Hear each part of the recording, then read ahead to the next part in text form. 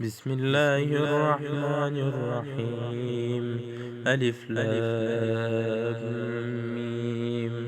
ذلك الكتاب لا ريب فيه هدى للمتقين الذين يؤمنون بالغيب ويقيمون الصلاة ومما رزقناهم ينفقون والذين يؤمنون بما أنزل إليك وما أنزل من قبلك وبالآخرة هم يوقنون أولئك على هدى من ربهم وأولئك هم المفلحون.